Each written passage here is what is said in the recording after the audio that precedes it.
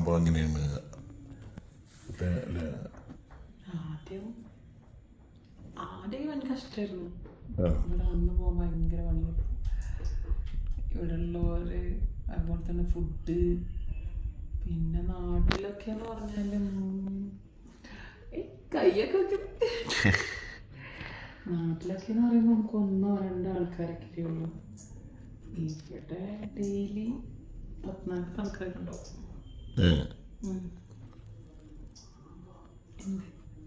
40 ആൾക്കാരോ ഒരു ദിവസം? എങ്ങനെയാ നിങ്ങൾ ഇവിടെ അങ്ങനെ തോന്നരുത് ചോദിക്കണുണ്ട്.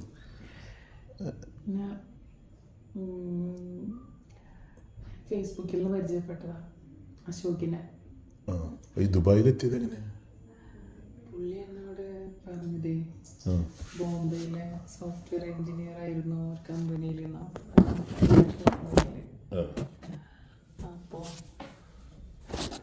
അങ്ങനെ എൻ്റെ ഇഷ്ടപ്രകാരം വീഡിയോ എടുക്കുമ്പോൾ കുഴപ്പമില്ല, പക്ഷെ ഇതൊന്നും പുറത്തേക്ക് ഇടരുതോ.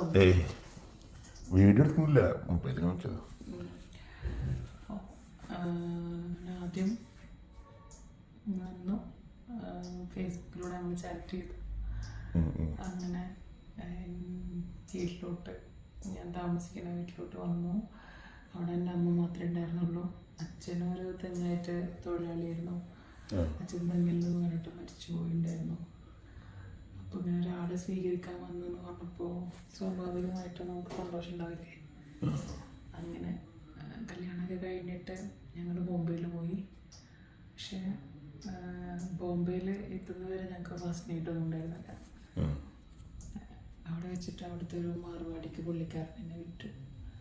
മാർവാടി എന്ന് പറഞ്ഞാൽ ഇങ്ങനെ പലിശക്കൊക്കെ പൈസ കൊടുക്കുന്ന അവിടെയുള്ളൊരു ആളാണ്. അയാൾക്ക് എന്നെ 50,000 രൂപയ്ക്ക് കിട്ടും. എത്രയ്ക്ക്? 50,000. നിങ്ങൾ ഇവിടെ എങ്ങനെ? അയാളുടെ ഒരു കേന്ദ്രത്തിലായിരുന്നു പിന്നെ കുറേ കാലം. അവിടെ വെച്ചിട്ട് പിന്നെ ആ കേന്ദ്രം കൂട്ടി. അപ്പോൾ അയാൾ തന്നെയാണ് എനിക്കൊരു വിസ റെഡിയാക്കി തന്നിട്ട് ഇവിടെ അല്ലേനിൽ ഞാൻ എത്തിയത്. കുഴപ്പമില്ല. നാട്ടിൽ പോയിട്ട് പോയി. വീട്ടിലാരൊക്കെ ഉണ്ട്? വീട്ടിൽ അങ്ങനെ ആരൊന്നുമില്ല, അമ്മ മാത്രമേ ഉണ്ടായിരുന്നുള്ളൂ. പിന്നെ വകയിൽ മാമൻ്റെ മക്കളൊക്കെ ഉണ്ട്, അവർക്കൊക്കെ എൻ്റെ കാശ് മാത്രം മതി.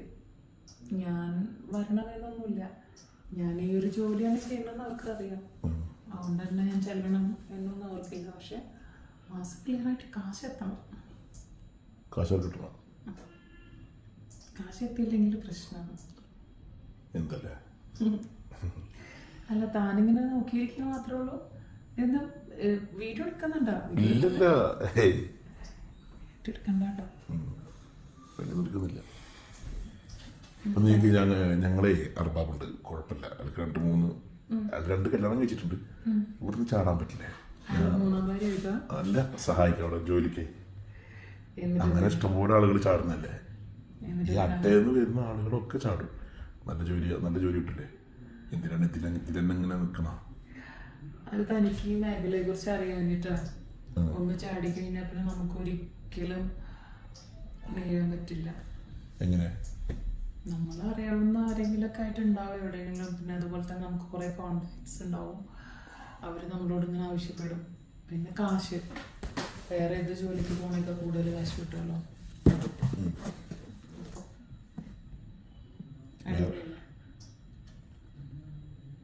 ഇതിപ്പോ എത്ര വർഷമായി? ഞാനിപ്പോ 8 വർഷമായി. 8 വർഷം നാട്ടിൽ പോയിട്ടില്ല? 8 വർഷമായിട്ട് നാട്ടിൽ പോയില്ല. നാട്ടിൽ ആരിയ്ക്കണോ പോവാനും. സമ്പാദ്യം നാട്ടിലൊരു. അപ്പൊ ഒരാള് നിങ്ങൾക്ക് വന്നാൽ എത്ര രൂപ കിട്ടും? കുറച്ച് രൂപ കിട്ടും. ഇതൊക്കെ എന്തിനാ ഇപ്പൊ താനറിയണേ? ചോദിച്ചാണ്. അത്യാവശ്യം കിട്ടും. പലതിനും പല റേറ്റ് ആടോ. പുറത്തേക്ക് പോവും, അതിന് ഡബിൾ റേറ്റ് കൊടുക്കേണ്ടി വരും. പിന്നെ പല ആൾക്കാർക്കും പല ഇതല്ലേ. അപ്പോ ഞങ്ങളിപ്പോ അവിടെ പൈസ കൊടുത്ത് പുറത്താണ് കാശ് കൊടുത്തത്. അപ്പൊ ആ പൈസ കൊടുത്തപ്പോ എനിക്ക് കുറെ കാശിന് ഇഷ്ടപ്പെട്ട. എത്ര കാശ് കൊടുത്തു? ഞാൻ 50 ദിർഹംസ് കൊടുത്തു. നിങ്ങൾക്ക് എത്ര തരംസ് ഉണ്ട്? 20. ബാക്കി 30 തരംസ് എടുക്കാം. അപ്പോൾ അമ്മ പറഞ്ഞു ഞാൻ കുറേ അവിടെ തന്നെ ഒരു 2-4 കുട്ടികളുണ്ടല്ലോ, പക്ഷെ അതൊന്ന് ഈ ജോലിക്ക് വന്നവരും മലയാളീസ് തന്നെ. ഇവിടെയുള്ള എല്ലാവരും മലയാളീസാണ്. ആ അമ്മ പോലും മലയാളിയാണ്, പക്ഷെ അവർ മലയാളം അങ്ങനെ പറയില്ല. ഇംഗ്ലീഷ്, ഹിന്ദി, തമിഴൊക്കെയാണ് യൂസ് ചെയ്യുക. ശരി, മലയാളിയാണെന്ന് അവർ പുറത്ത് പറയില്ല. പുറത്ത് പറയില്ലല്ലേ?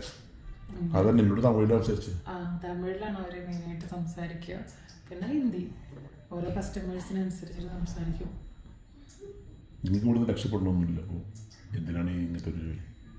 എന്തെങ്കിലും വേറെ വല്ല ജോലി നോക്കൂടെ? ആർക്ക് വേണ്ടിയിട്ടാ? എനിക്ക് ആരോ ഉള്ളത്? എന്നെ എൻ്റെ ഭർത്താവ് തന്നെയാണ് ഈ ഒരു വഴിയിലോട്ട് നയിച്ചു വിട്ടത്.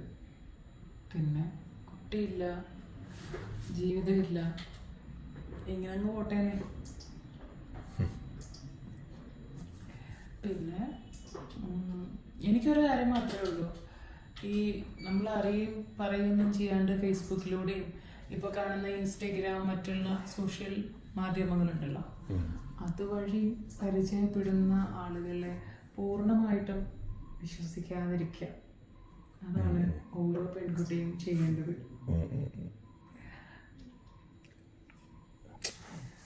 കാരണം എനിക്ക് മാത്രമല്ല, ഒത്തിരി പെൺകുട്ടികൾക്ക് അങ്ങനെ ഉണ്ടായിട്ടുണ്ട്, അങ്ങനത്തെ അനുഭവങ്ങൾ ഉണ്ടായിട്ടുണ്ട്.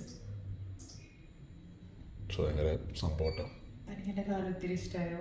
വീഡിയോ എടുക്കുന്നുണ്ടല്ലോ, വീഡിയോയിൽ ഫോട്ടോസ് എത്തുന്നു, ഭയങ്കര ഇഷ്ടമായി.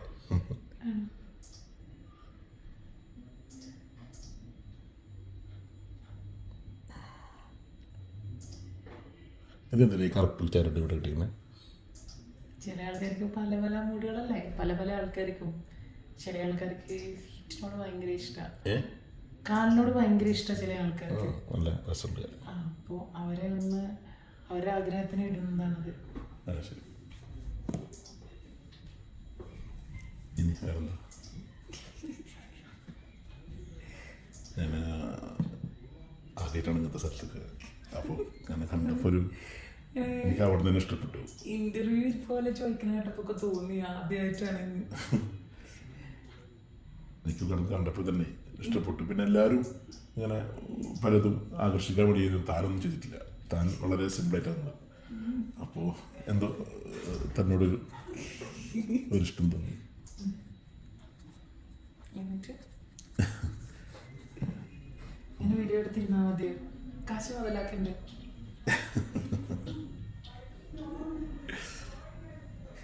എനിക്ക് സംസാരിച്ചിരിക്കുന്നത് ഇഷ്ടം. ഈ നാട്ടിൽ നിന്ന് അടുത്ത് പോകണ്ട? നാട്ടിൽ പോകണം എന്നൊന്നുമില്ല, എപ്പോഴെങ്കിലും അടിക്കാൻ ഇവിടുന്നൊക്കെ ജോലി മതിയാക്കി പോകണം.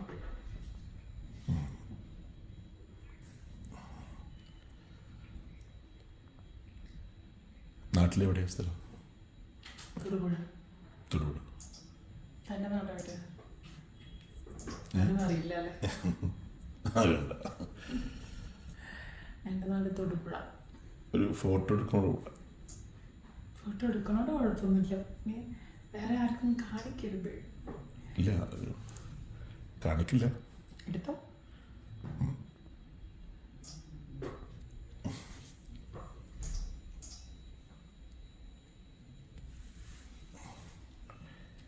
ഓക്കെ, ഇനി ആ ടൈമായി, ഓരോ സമയമുണ്ട്.